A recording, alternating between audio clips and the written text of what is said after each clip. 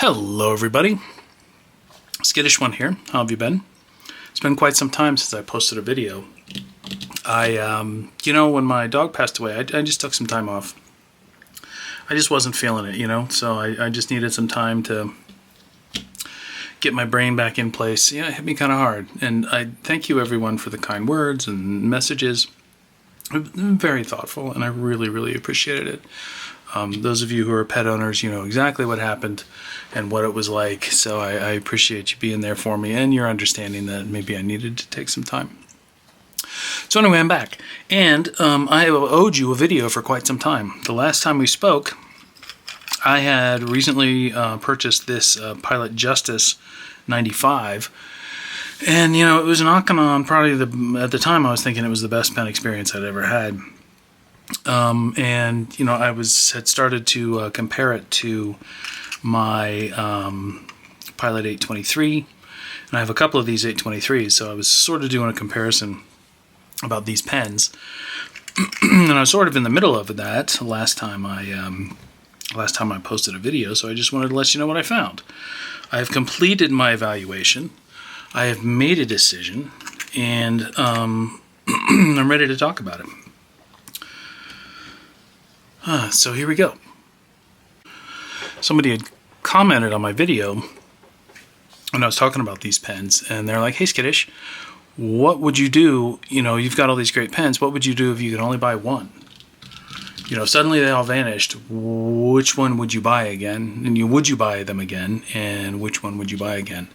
And which ones would you buy again? And more specifically, if you could only have one, which one would it be?" And I thought it was a great question, and I've really, really been thinking about it pretty hard the last several weeks. Doing a ton of writing evaluations to try to figure out, it's a great question. I've been very fortunate to be able to have all of these pens, but if I needed some money and I needed to sell them, which one would I hang on to? Would I hang on to one of them?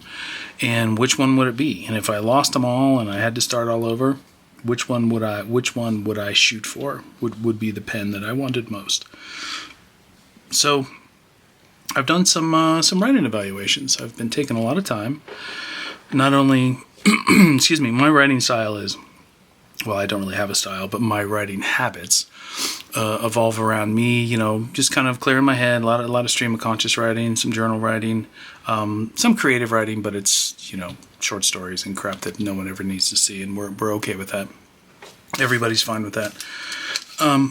So I don't do a lot of long-term writing, long-form writing, and a couple of the comments were like, what are these pens like for long-form writing? What's so great about them? When I write with them, this is me speaking, Skittish speaking, when I write with them, I generally don't write for very long with them because I like to just keep my brain going and I switch off to other pens, I like to mix it up. That's why I have traditionally had so many pens inked up at one time, because I just like to bounce around between them as I'm writing. But a lot of folks out there don't do that. Maybe they just have one pen and they love to write with that all day long. Or maybe somebody said they were taking exams and they love this 823 because it's perfect for an exam because it'll last hours and hours and hours. What's it like writing with these pens for that long? So I did that. I spent a lot of time writing with these pens, at least two of them for an hour a day. So I would write with one pen for an hour, then I would switch off to another pen for an hour, and I would record, my findings, what it was like. Did my hand cramp? How did the pen perform? Was I miserable as I got to the end of that hour, or could I write for another hour? All that kind of stuff. So for the most part, I wrote for at least two of these every day, every weekday, for several weeks. So I was writing a lot with these pens, and writing for an hour each, non-stop, no breaks, with every one of them every day, at least one of them every day, really kind of pushed me to write differently. So it was a great experience for me. I'm really, really glad I did it, and I really appreciate the suggestions and the comments about it, because it drove me to kind of change up the way I think and the way I do things, and which I love, and I do that on a regular basis, and I'm going to talk about that toward the end of this. So I did a ton of writing with each one of these pens, and I have come to a conclusion. Well, I made some discoveries. So like I said, I would write with this pen for an hour, then I would write with this pen for an hour, and then maybe the next day I would write with this pen for an hour, and then I would write with this pen for an hour, and then the next day I would write with this pen for an hour. I would just kind of cycle through. You get the idea. This Justus is interesting because it has this firmness adjustment. I don't really know what you call it, but it's got that little fin that kind of slides up and down the nib, and when it's fully retracted, you get a bouncier experience, and when it's fully extended, you get a firmer experience. So there's a lot of variations in between. So what I did during this writing test, this writing saga, or epic adventure I went on, I only used this pen in two modes. I would have it in either all the way to the firm setting, or I would have it all the way down to the more, I don't want to say flexible, but the softer thing. So there's a lot of variations in between, but just for simplicity, that's the way I did it. So I tested this pen in hard mode, and this pen in soft mode, and this pen, and this pen, and this. So ultimately I was testing 5 different pens, more or less. So this pen counting as 2. And I ranked them in my favorites, and I did select one that I would keep if I had to. But before I get into that, I want to talk about things I discovered while writing with these pens. So a lot of, look, got notes this time. But they're all excellent. They're all absolutely excellent pens. I could write for an hour, which is long for me. I could write for an hour with one, and I'm of a certain age, so my hand would be a little tired and be a little sore, and I'd need to maybe stand up and stretch my fingers and rub my arms for a second. But 5 minutes later, I could sit right back down and start writing again. It was no way crippling or punishing. It was an excellent writing experience, and one as I did this, because I did this for weeks, it got easier and easier for me to write longer with a single pen. So it actually pushed me and helped me learn that, hey, I can write more. I don't really need to switch up pens, even though I like to, but I don't have to. And if I couldn't, I'd be fine. So that was an interesting experience. So all these pens are excellent. They all wrote beautifully, except for 2 small points I want to point out. So in each one of these pens, I had Iroshizuku ink in this pen, I had Iroshizuku ink in this pen, and I had Endless Alchemy in this pen, and then I had a Diamine in this pen. And what I found is the Iroshizuku inks in these pens performed, the combination performed absolutely beautifully. There wasn't a skip, there wasn't a railroad, there wasn't a hard start. It was consistently glassy, smooth, beautiful, wet, just delightful experience all the way through. Even when it got very low in the tank, when you see that, you don't even see rivulets running when you're moving the tank around. Even at that point, when there was nothing in the tank and everything was in the feed, it wrote until it stopped. And it wrote beautifully. So that was my experience with these 2 pens. This is an A23 in fine, and this is my Justus 95 in fine medium. Perfectly paired with the Iroshizuku ink. This pen, this is a Pilot 823 in medium. This pen, which had Endless Alchemy, had Candy Sea, which I love. That ink is fantastic. I just love it. It's so beautiful. It's a sheen ink. It's not a shimmer. There's no particles in it, so it's just regular ink. This wrote just beautifully. It was nice and wet and a little, nice big fat line. Medium is a fat line for me. All the way down until, like when you see that little rivulet running, when there's just a tiny little bit of ink left, this would start to skip a bit. So it was only when it was almost dry it would start to skip. I would fill it, it would perform beautifully again. Excuse me, when I got all the way down and it was almost, the tank was, pretty much empty, sucking fumes, then it would start to skip a bit. So I thought that was interesting. I did not have that experience with this fine A23 with the Iroshizuku ink, but I did with the Endless Alchemy ink. Excuse me. But only at the end of the tank. So, it was okay. It wasn't bad. Now, this is a Pilot 823 that I swapped a Waverly nib into. And it writes great, too. However, I had a Diamine ink in it when I first started. And I found out that after, I'd pick up the pen in the morning, it had been sitting all night, and I start writing with it, and like clockwork, 12, 13 minutes, then this thing would start to dry out. I mean, not like, it would still write. It would still perform. It was still fine, but the feeling, it was just really, really dry. And it was like, it was super regular. So if it would start to feel dry, I would just put it aside. I wrote the whole hour, of course, but then, I put it aside, and after it sat and the feed resaturated, it would write fine, wetter. But seriously, 12 to 13 minutes in, and it would start to feel dry again. And, that's just dry. It just felt dry. It wasn't as wet and glidey as these other inks were. It just didn't perform the way I like it to. I would like to experience these pens. It just wasn't glidey. It was just kind of dry feeling. And I thought maybe maybe I screwed something up when I swapped in that nib and feed.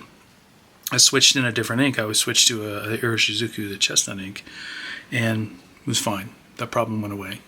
So it was definitely something about the Diamine ink in this particular pen. Just got a little dry after that nib, after the saturation of the feed kind of evened out. Got a little dry. So those are the only complaints I have about these. Otherwise, flawless, beautiful, amazing experience for each one of these pens. So, what did I decide? So like I said, I was testing this one in hard and soft mode. So I've got this one in hard mode, this one in soft mode. This is a fine A23, this is a medium A23, and this is a Waverly A23. So if I was only going to pick one, let's start at the bottom. Which one would I get rid of first? It would be the medium A23. Now, there's nothing wrong with this pen. It's a fantastic pen. I mean, this is all hypothetical. If I have to get rid of one, it would be this A23 because it's a medium, and I don't really love, for my everyday writing and more versatile writing, I've got these tiny little 6mm line journals that I write in. I've got, it just doesn't, the line's just a bit large for the kind of stuff that I write. I mean, it feels great. It's beautiful. I love it, but it's not my favorite. So this gorgeous, lovely pen, if I had to get rid of it, I would get rid of that one first. So now I've got the fine medium, I've got this in hard or soft, I've got this A23 in fine, and then this A23 in Waverly. And the next one I would get rid of is the Justus 95 in the softer mode, when that's all the way down. Now, I love writing in short bursts with that softer feel, just a little bouncier, just a little springier. I love it in short form.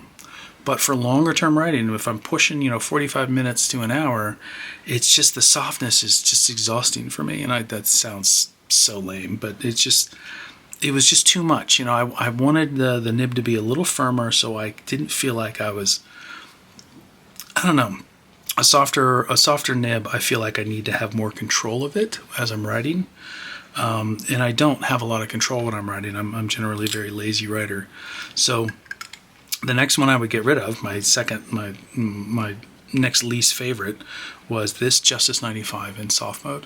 The soft function is beautiful. I love it.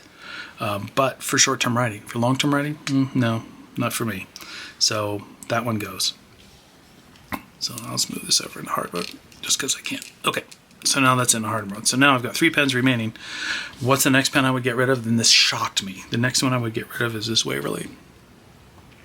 And I love the Waverly. I absolutely love the Waverly because I got this really lazy handwriting style. I'm kind of all over the map. My approach changes as I write. I'm really lazy, so I stretch my fingers out rather than move my hand. And my angle changes. Everything changes as I write. And this thing is very forgiving, but only in short forms. Only if I'm writing for maybe 10, 20 minutes. As I write longer, because this is so forgiving and it allows me to move my hand around and be lazy, I kind of get tired. I don't enjoy the experience as much when I'm pushing 30, 40, 50 minutes. So while I love this nib experience, for all around, I'm gonna have to say no. This one will have to go, which shocked me. I thought this would be the number one pen for me. So then the next pen, these two, I've got this fine and I've got this fine medium in the hard mode. The next one I would get rid of is the fine medium Justus 95 in hard mode. Still a wonderful experience, absolutely wonderful. But when it comes down to the two of these, the one I enjoyed more writing short and long term was this fine Pilot 823. It's by far my favorite pen I have of all, not only my pilots, because I have been called out to be a Pilot fanboy, which is fine, I'm okay with it.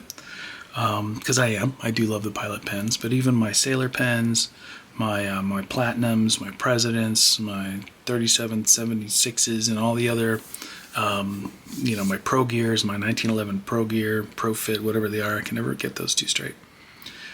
This is my absolute favorite pen. So if I had to dump every single pen, if I get rid of the 100 or so pens that I do have, this would be the only one I keep.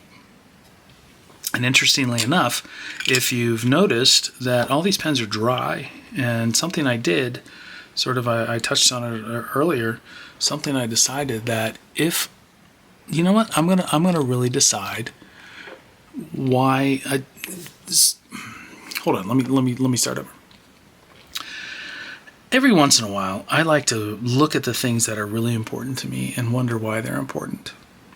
So what I've done, and I've done this with food, I've done this with relationships, and I've done this with hobbies, jobs. I think about, why is this so important to me, and what happens if it would disappear from my life? So the caffeine's an easy example, right? So, I love my cup of coffee in the morning. What happens if I didn't have it for 6 months or a year? And I would do that. I would get it out of my life for 6 months to a year and see how I felt about it. Same thing with any other hobby I have. I'm really into video games. I decided, are video games really that important to me? So I got them out of my life for about 8 months. This is a couple years ago. And decided, then once they're out of my head, then it's easier for me to look back and decide what's really important. So I'm going to do the same thing with these pens. So they're all cleaned, they're all boxed. They're on the shelf behind me is just piled with neatly stacked and carefully labeled boxes with all my pens in them. I'm going to not write with any of these pens for the next year, for the remainder of this year. And the only pen I'm going to keep inked up is this 823 and fine. And we'll see. And I'm actually torn about this. I'm tempted to not have any pens at all, any fountain pens at all for the remainder of the year. So I'm kind of on the fence. I'm either going to have none, or I'm going to have just this one.